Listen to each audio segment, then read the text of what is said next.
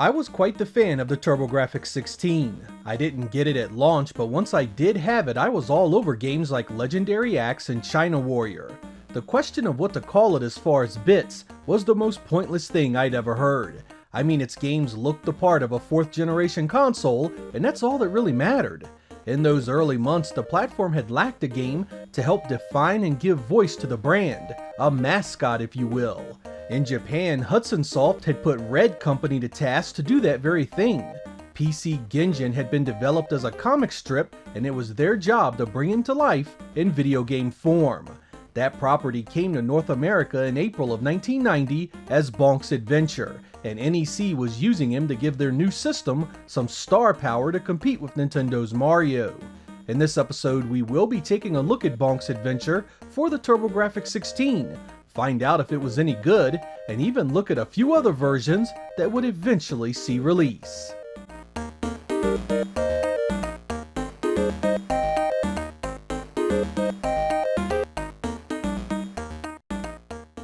The evil King Drool has kidnapped Princess Za, and only our large cranium hero can stop him.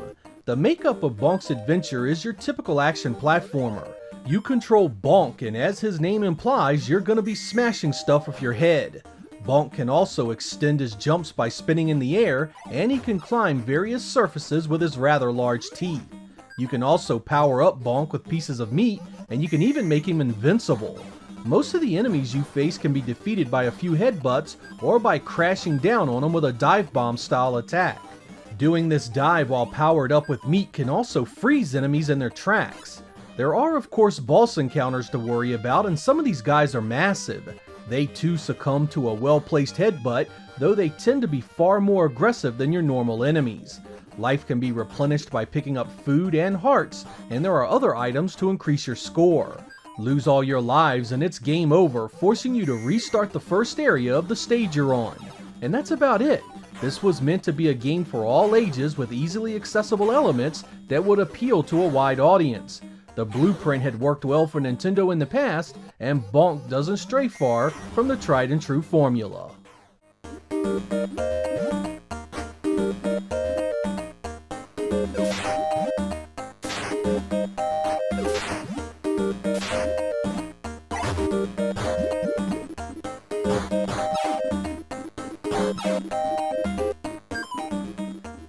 Bonk's Adventure is simultaneously a nice looking game and a disappointment. On one hand, the large sprites and colorful worlds do the Turbografx hardware proud, but it doesn't always impress. The stage backgrounds are utterly flat, for example. At a time when the Genesis was giving us 5 or 6 layers of moving clouds, mountains, and other goodies in the backgrounds, Bonk here is just one single plane of scrolling. So while those colors are popping, it feels like you were looking at something that would have otherwise been running on the NES. On the plus side, some of the boss encounters are nice, and again, sprite size is impressive. But I'd be lying to you if I said I didn't want more. This hardware was capable of more. Fortunately, the music picks up some of the slack. I love the way this one sounds. It's so unique thanks to the mix of electronica and drum beats, each one fitting the scenery like a glove. I really do feel Hudson Soft was close to greatness here, had the visuals been a bit more varied and impressive. It had the makings of a true platform mascot, if only they had gone the extra mile.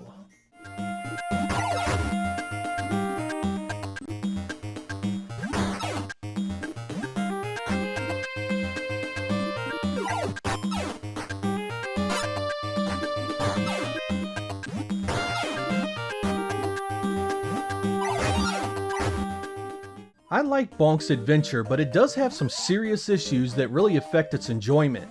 The gameplay here is heavy. Bonk is slow, his jumps don't have much momentum, and he is easily hit while attacking.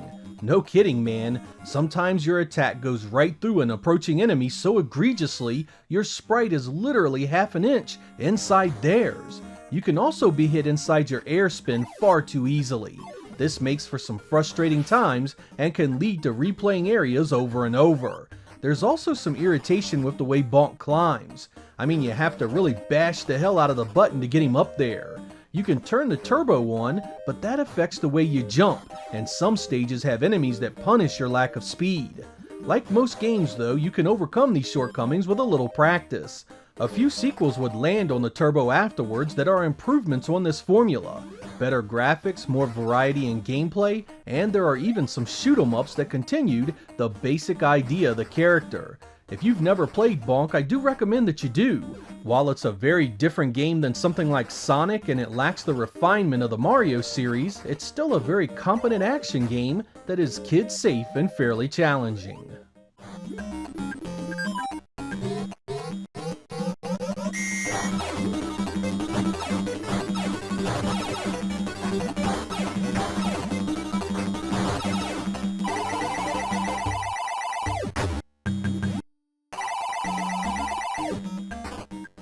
As you know, NEC would not do well with the Turbografx platform in North America. It was outsold handily by the Genesis and then later on by the Super Nintendo. Even the PC Engine would suffer in Japan once the Super Famicom became available. With Hudson Soft being primarily a software developer, they would eventually turn Bonk loose on other platforms. I'll never forget seeing the NES run this title. I was point blank shocked. I mean, outside of some color differences and sprite size, this does an amazing job recreating the Turbografx original. It plays a bit funky thanks to some slowdown, but I really recommend you try it out. There was also a version of it for the Game Boy. That's right, the Game Boy. Again, I was really impressed with the quality of it. The gameplay and visuals remain largely intact and faithful to the original. It even sounds mostly the same.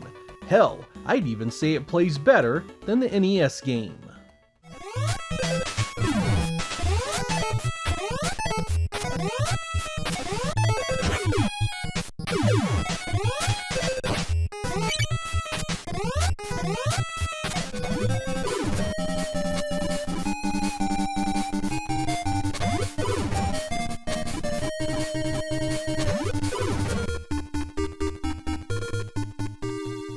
Over the years, the legacy of Bonk as a staple of the PC Engine and Turbografx brand has somewhat been lost. Its releases across competing platforms, an arcade version, and even some micro PC variations have all made him more of a third-party style game than the mascot I originally knew him as. But those of us that grew up with the Turbografx know just how intricately tied this game was to the platform. TV commercials, print ads, and even pack-in games were all pushed heavily with this character.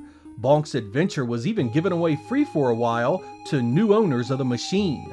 While I enjoyed it for the most part, I can't help but feel that it never quite reached its fullest potential.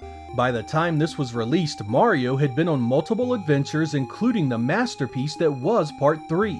Sonic would show up a year later, and Super Mario World was not far behind. For all his simple charm and appeal, Bonk lacked the speed and finely tuned design of his competition. He was a caveman, and perhaps fittingly, much of his game was archaic compared to the competition. That doesn't make it a bad game though.